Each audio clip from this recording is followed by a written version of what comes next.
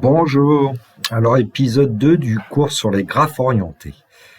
Dans le descriptif de la vidéo, vous trouverez un polycopier en format PDF, ainsi qu'un lien vers mon blog où vous pouvez trouver divers documents de maths expertes et maths spécialité. Si mon travail vous intéresse, n'hésitez pas à m'envoyer un pouce levé, ça m'encourage à continuer. Moi, l'ancien professeur de lycée, jeune retraité. Éventuellement, vous pouvez m'envoyer un message, j'y répondrai dans les jours qui viennent. Alors, paragraphe 4, matrice d'adjacence, évidemment, d'un graphe orienté. Alors, je reprends l'exemple fil rouge, et puis à l'intersection d'une ligne et d'une colonne, on va indiquer 1 si on peut relier un sommet à un autre et 0 sinon dans le tableau ci-dessous.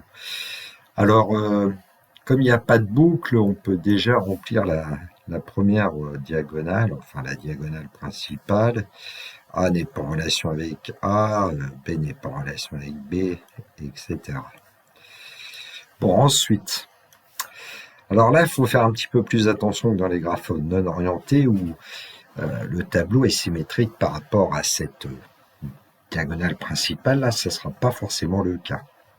Alors, est-ce que A est en relation avec B? Alors, on regarde effectivement, on peut avoir on a un arc entre A et B. Donc là, on peut mettre un 1. Est-ce qu'on a un arc entre A et C? Eh ben non. Donc 0. A-t-on un arc entre A et D? Non plus. Et est-ce qu'on a un arc entre A et E? Alors E, on ne le voit pas bien. Je ne sais pas pourquoi, d'ailleurs, il est là. Oui.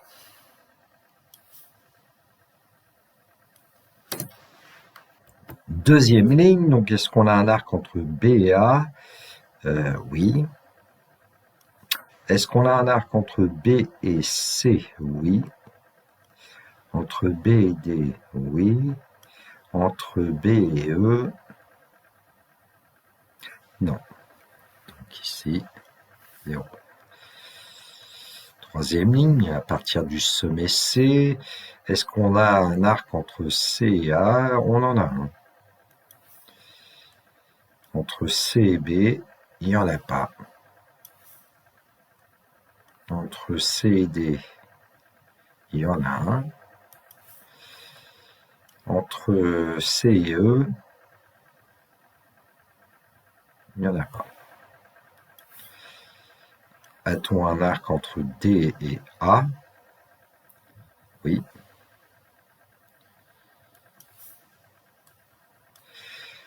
Est-ce qu'on a un arc entre D et B? Non. Entre D et C, oui. Et entre D et E, non. Alors, est-ce qu'on a un arc entre E et A? Oui. Entre E et B, oui. Entre E et C, non. Entre E et D, oui. Bon, la matrice qui va être associée à ce tableau va être ce qu'on appelle la matrice d'adjacence du graphe orienté. Alors, si on ajoute tous les nombres du tableau, en fait, on doit avoir le nombre d'arcs de ce graphe. 12, effectivement. Donc une définition, la matrice associée à un graphe orienté d'ordre n est la matrice carrée de taille n où le terme de la ligne I et de la colonne J est le nombre d'arcs reliant les sommets I et J. On dit que cette matrice est la matrice d'adjacence du graphe. Exemple fil rouge, à partir du tableau, on peut obtenir donc cette matrice. Alors attention, puisque quand même, ici le graphe est orienté, donc il y a à faire attention au sens dans lequel on travaille. Donc là, je vous ai mis une petite flèche pour vous dire qu'on travaille des lignes vers les colonnes. Paragraphe 5, nombre de chemins de longueur P Alors une propriété, on considère un graphe orienté d'ordre n et quand m sa matrice d'adjacence. Le nombre de chemins de longueur P reliant deux sommets I et J est le terme de la ligne I de la colonne J de la matrice M puissance P. Alors c'est une propriété qu'on avait démontrée pour les graphes non orientés et la démonstration est identique. On utilise un raisonnement par récurrence. Je ne vais pas le faire, vous le trouverez dans le polycopier. Je vais juste dire qu'on utilise un raisonnement par récurrence. J'avais fait des vidéos sur ce sujet avec les graphes non orientés. Vous retrouverez ce raisonnement. Bon, on va l'appliquer plutôt pour notre exemple fil rouge. Voilà, je vous propose un petit exercice que vous ne trouverez pas dans le polycopier. Premièrement, calculer m au carré et m au cube, pour l'exemple fil rouge, et deuxièmement, quel est le nombre de chemins de longueur 3 partant de E et arrivant en D. Citez tous ces chemins. Donc pour la première question ayant la matrice M, on la multiplie par elle-même et puis on va obtenir m au carré. Alors par exemple, on effectue le produit scalaire de la première ligne avec la première colonne.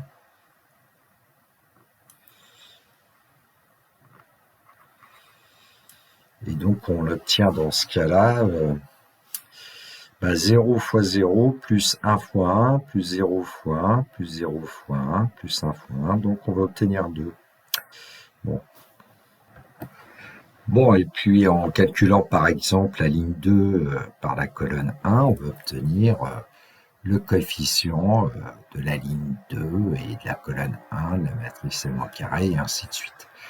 Bon, je vous lis les résultats sans trop insister parce que ce qui va être plus intéressant sont les questions d'après. C'est en général, on effectue un calcul avec une calculatrice ou un logiciel. La deuxième question, quel est le nombre de chemins de longueur 3 partant de E et arrivant en D? Ensuite, il faudra citer tous ces chemins. Bon, pour l'instant, on va déjà dire combien il y en a. Alors, puisqu'on part de E, qu'on arrive en D, on va quand même coder la matrice M au cube, puisque c'est de longueur 3. A, B, C, D, E, A, B, C, D, E. Et on n'oublie pas qu'il faut une orientation qui est celle-ci. Donc en fait, on va aller chercher la ligne avec le sommet E et la colonne avec le sommet D. Et donc on va obtenir évidemment 4 chemins. Il y a 4 chemins de longueur 3 partant de E et arrivant en D. Donc ce qu'on va faire ensuite, pour citer tous ces chemins, on va s'appuyer sur le graphe, et peut-être pas seulement sur le graphe d'ailleurs. Bon. Donc la question c'était citer tous ces chemins, et nous on sait qu'il y en a 4.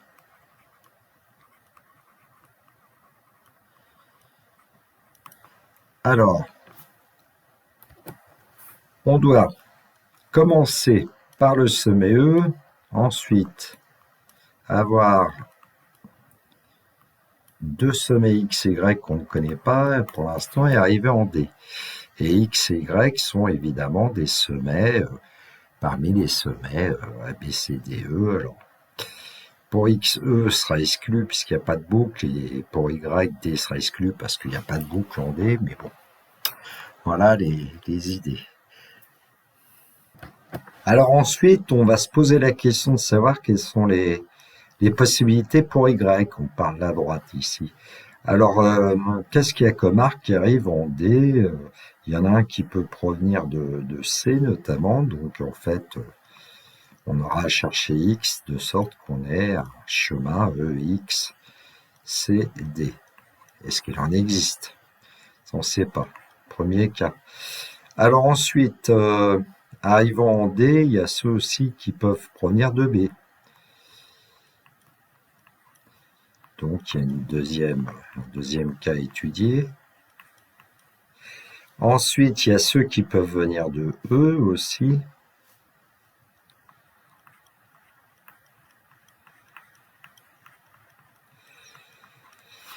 Et puis en D,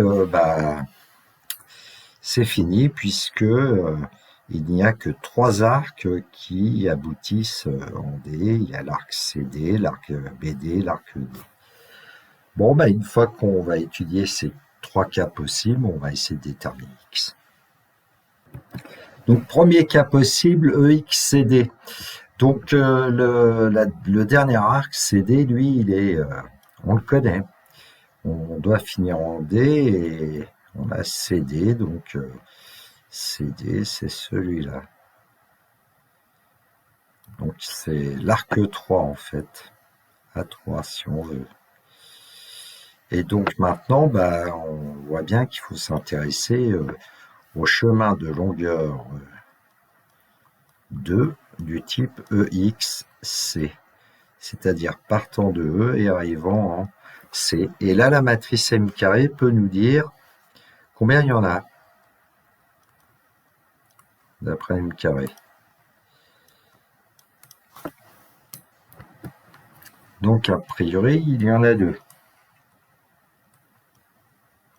Bon, alors, comment les trouver? On s'intéresse en fait ici aux arcs qui vont aboutir en C. Alors, on peut avoir un arc qui vient de B, donc EBC est éventuel. Alors, est-ce que ça marche? Oui, E, B, C, D, ça marche. Donc là, ça va nous fournir en fait finalement le trajet EBCD.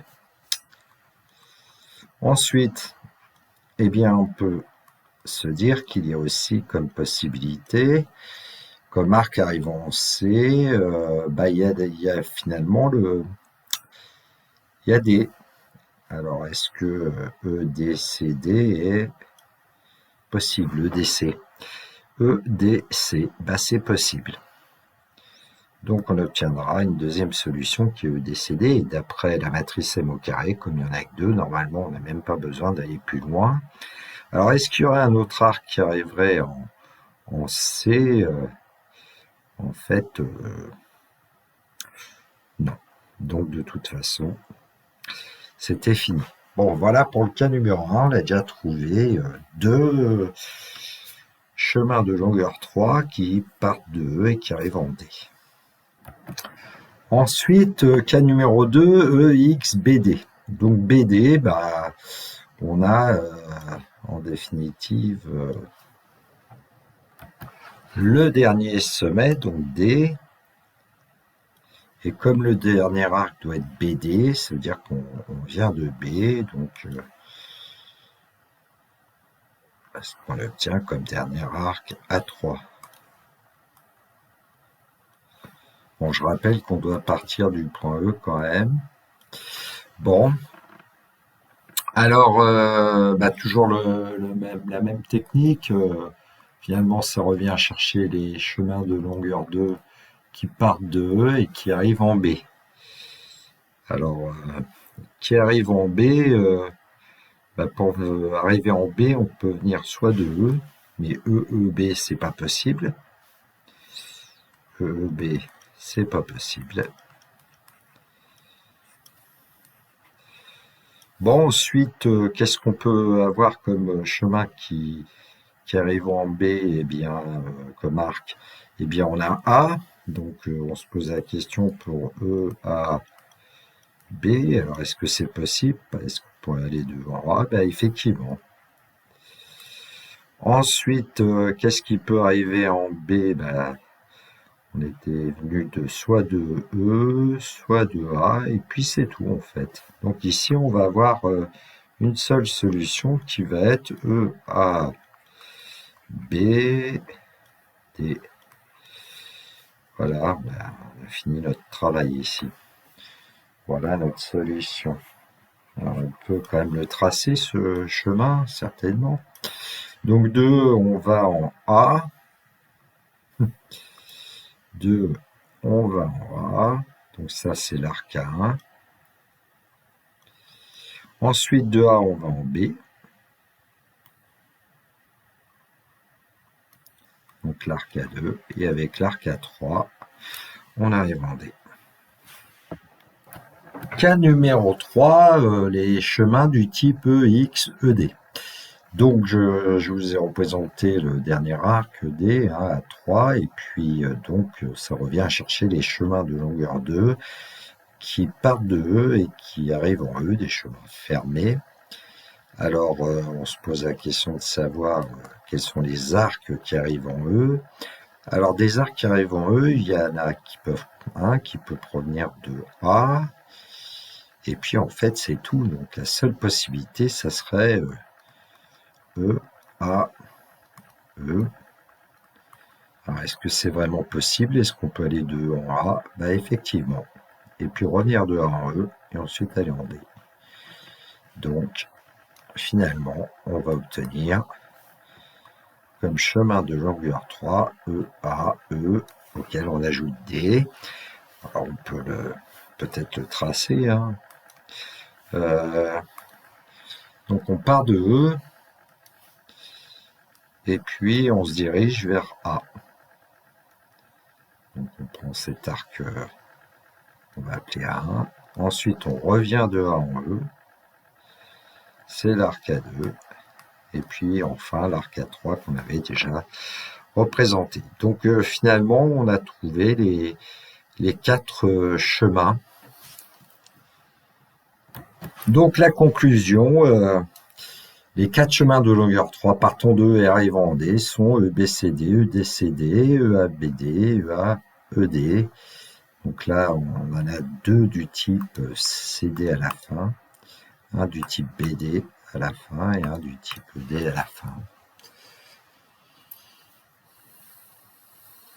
Alors, on peut remarquer que le premier chemin possède 4 sommets distincts de A2, alors que dans le deuxième chemin, on a 3 sommets, CDE. Ici, dans le troisième chemin, on a aussi 4 sommets distincts, 2A2, ABDE. Et dans le dernier, on a 3 sommets. Bon. Un exercice, donc l'exercice 2, correspond à l'épisode 2 du cours. Le graphe orienté donné ci-dessous représente les voies de circulation entre 6 magasins. Alors, on a 6 magasins appelés A, B, C, D, E et puis F. Et puis voilà, on a un certain nombre d'arcs orientés qui sont représentés. Les questions. Premièrement, quel est le nombre de voies à sens unique citez-les. Deuxièmement, déterminer un circuit commençant par le sommet E et passant par tous les sommets. Question 3, donner la matrice d'adjacence NOSTM de ce graphe orienté et puis déterminer le nombre de chemins de longueur 3 reliant les sommets B et C, citez-les. Donc l'exemple que j'ai traité tout à l'heure à partir de l'exemple fil rouge devrait vous aider. Évidemment, l'idéal, c'est de prendre feuille, stylo et d'essayer de répondre à ces questions. Alors, premièrement, quel est le nombre de voies à sens unique? Citez-les. On voit qu'il y en a 1, 2, 3. Alors, il y a 3 voies à sens unique.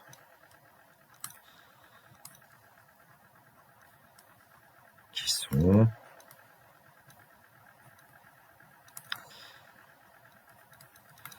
eh bien, on a AF, l'arc AF en fait, chemin de longueur 1 qui mène de A à F. Ensuite, on a FC.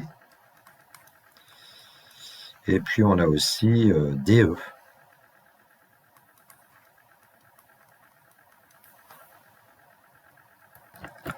Alors, question 2, déterminer un circuit commençant par le sommet E et passant par tous les sommets. Bon, alors en fait, on va y aller un petit peu au feeling, là, j'ai envie de dire. Bon, on part de E, bon, de toute façon, on n'a pas le choix, il va falloir passer par F au départ, parce que partant de E, il n'y a qu'un seul arc. F, bon, on ne peut pas aller en A, de toute façon, ici, on voit qu'on est obligé d'aller en C, donc je vais écrire C. Ensuite, de C, on pourra aller en B, mais il va nous falloir récupérer D à un moment donné, donc CD, revenir en C, passer par exemple en B. Et puis de mon cas, bah, c'est bon, on a A. Et puis de A, on peut aller en F et revenir en E. Bon. Bon, parce que là, je vois pas trop de techniques particulières à utiliser, hein. Il y a beaucoup de choses à faire, donc bon, on essaie, quoi. Et puis on doit pouvoir y arriver. Alors, on va quand même indiquer les arcs, hein, de E à F. Bah, on a un arc 1, de E à F. Alors attention, c'est celui-là, hein, celui du haut. Ensuite, on est passé de F en C, on va dire A2, on va le mettre à droite à chaque fois, dans le sens de la flèche. Ensuite, on a CD, donc CD, ça sera à 3. DC, ça sera à 4. Ensuite, on va de C en B, ça sera à 5. De B en A à 6. De A en F à 7. Et de F en E à 8. 1, 2, 3, 4, 5, 6, 7, 8. Bon. Alors, est-ce qu'on est bien passé par tous les sommets? Bon, on est bien parti de E et on est arrivé en E. Et puis, on a fait apparaître A, B, C, D, F. Bon, évidemment, on a aussi encore une autre fois F, une autre fois C, mais on nous disait de passer par tous les sommets. Bon, on est bien passé par tous les sommets avec un circuit commençant par E. Question 3. Donnez la matrice d'adjacence node TM de ce graphe orienté. Alors pour avoir grand M, je vous ai rappelé ici en vert et avec la flèche jaune comment on procède. Donc est-ce qu'il y a un arc orienté qui va de A vers A? Ben, c'est non. Donc on va indiquer un 0 ici. Est-ce qu'il y a un arc orienté qui va de A vers B? Ben oui, il y en a un. De A vers C, il n'y en a pas. De A vers D, il n'y en a pas. De A vers E, il n'y en a pas. Et de A vers F, il y en a un. Bon, voilà pour la première ligne, puis on procède de la même façon pour les autres lignes. Bon, voilà le résultat que j'ai obtenu. J'espère que j'ai pas fait de bêtises. Donc, à partir du sommet B, ben, on va avoir de B vers A. Et puis ensuite de B vers C, et c'est tout. Pour le sommet C, ben, on aura de C vers B et de C vers D, et c'est tout. Pour le sommet D, ben, on aura de D vers C et de D vers E, et c'est tout. Pour le sommet E, ben, on aura seulement de E vers F. Et pour le sommet F, ben, on aura de F vers C et de F vers E. Ça a l'air correct. Question 4. Déterminer le nombre de chemins de longueur 3 reliant les sommets B et C cités. On a besoin de calculer M au cube. Donc, je vous livre le résultat, hein. Et puis, on veut relier les sommets B et C. Alors, comme on avait, on peut tout réécrire si on veut quand même, A, B, C, D, E, F ici, et puis A, B, C, D, E, F en colonne. Bon.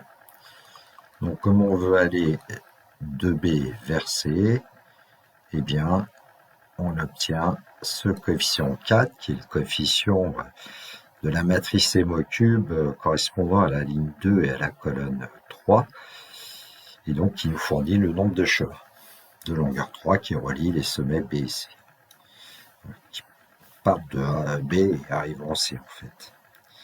Donc on va pouvoir dire il y a 4 chemins de longueur 3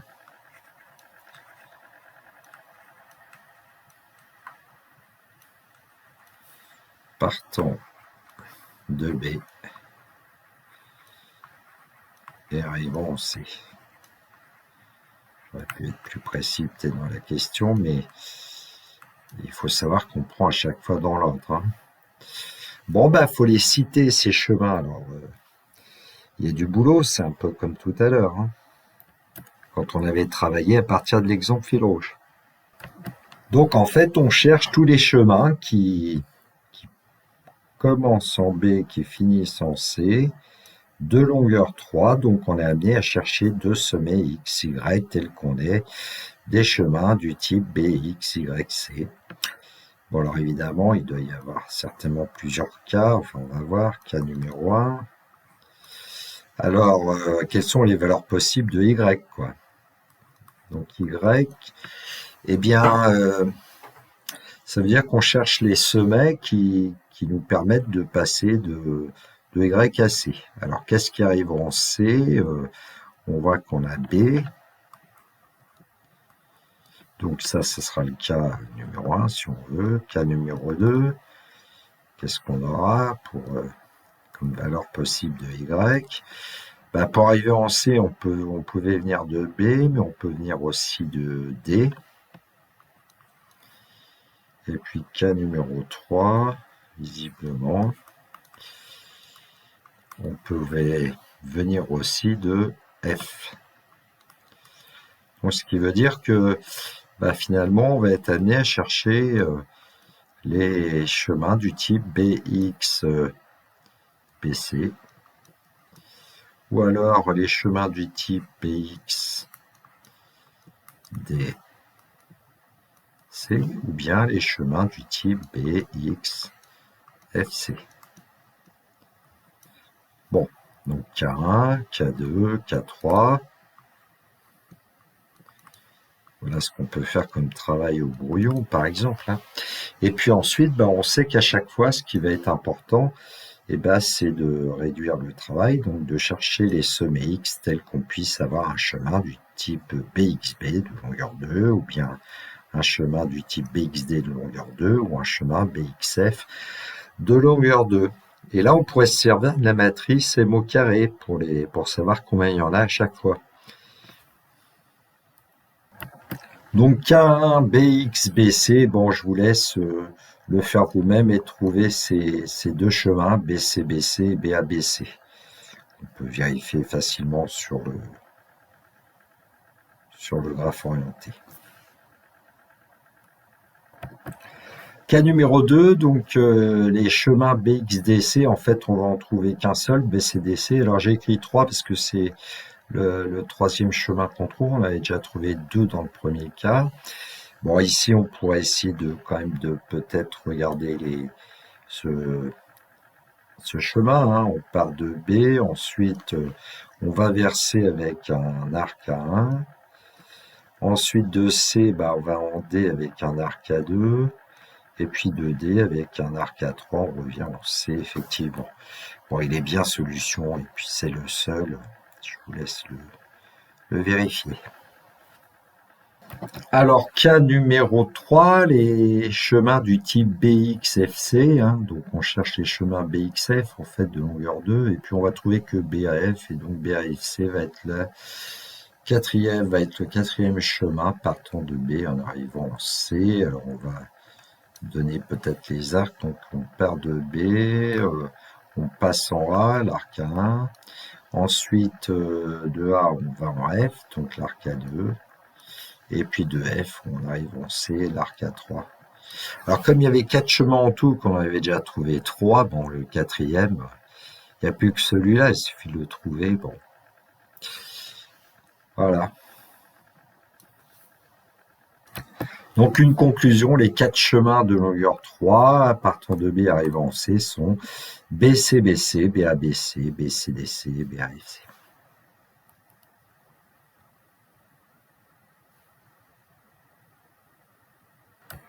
Bon, c'est la fin de l'épisode 2, The End.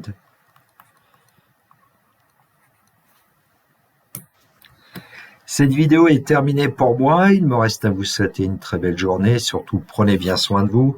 Que la force soit avec tous ceux qui étudient. Bravo. Il me reste à vous dire au revoir.